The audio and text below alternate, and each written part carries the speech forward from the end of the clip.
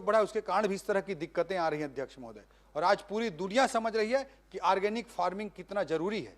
अध्यक्ष महोदय, हमारे छत्तीसगढ़ के बस्तर की संभावना, हमारे छत्तीसगढ़ की संभावना जहां परंपरागत रूप से ऑर्गेनिक फार्मिंग होती है, उसको हम सर्टिफाई कर लें, उसको हम बढ़ावा दे दें, तो कितनी बड़ी संभावना को हम साकार कर सकेंगे अध्यक्ष महोदय। इसका एक उदाहरण स्वरूप एक फैक्ट बस मैं रखना चाहता हूं।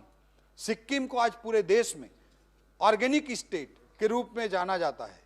हमारे छत्तीसगढ़ के बस्तर के 7 जिलों में से एक जिला दंतेवाड़ा है, और दंतेवाड़ा का 70% एग्रीकल्चरल एरिया को ऑर्गेनिक सर्टिफाइड कराने का काम किया जा रहा है।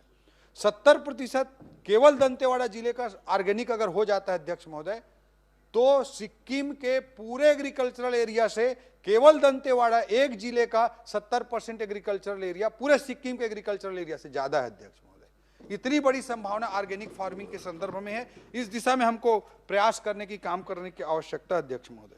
अध्यक्ष महोदय, जो वन धन है, जो हमारे छत्तीसगढ़ के माइनर फॉरेस्ट प्रोड्यूस हैं, उसको, उसकी संभावना को साकारित करने के लिए कल आदरणीय मुख्यमंत्री जी ने, आदरणीय अमित शाह जी ने अपने भाषण में विशेष रूप से जिक्र किया अध्यक्ष महोदय।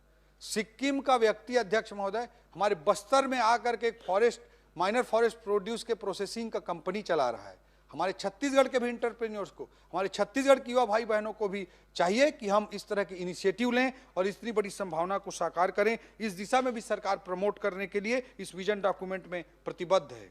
अध्यक्ष महोदय, जो बेसिक इनेबलर्स की मैंने चर्चा की, उसके संदर्भ में मैं कहना चाहूंगा कि आदरणीय मुख्यमंत्री जी ने गुड गवर्नेंस का अलग से डिपार्टमेंट अपनी सरकार आने के बाद स्थापित किया अध्यक्ष महोदय। अध्यक्ष महोदय, जो ईज ऑफ डूइंग बिजनेस के लिए बहुत सारे प्रयास किए गए हैं।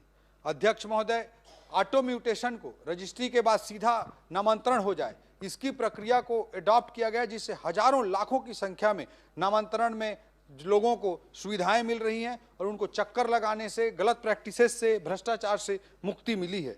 अध्यक्ष महोदय, डीरेगुलेशन के लिए जन विश्वास बिल पिछले मानसून सत्र में भी लाया गया था।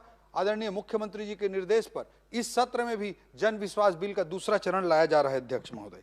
अध्यक्ष महोदय, इस तरह के अलग अलग प्रयासों से निश्चित रूप से छत्तीसगढ़ की इकोनॉमी को, छत्तीसगढ़ के सोशल इंफ्रास्ट्रक्चर को, छत्तीसगढ़ के सारे सामाजिक आर्थिक सूचकांकों को एक नई ऊंचाई पर पहुंचाने के लिए आदरणीय मुख्यमंत्री जी के नेतृत्व में हमारी सरकार पूर्णतः प्रतिबद्ध है, और एक विजन डॉक्यूमेंट के साथ, एक रोड मैप के साथ हमारी सरकार उस दिशा में आगे बढ़ने के लिए सदैव प्रयास कर रही है और करती रहेगी।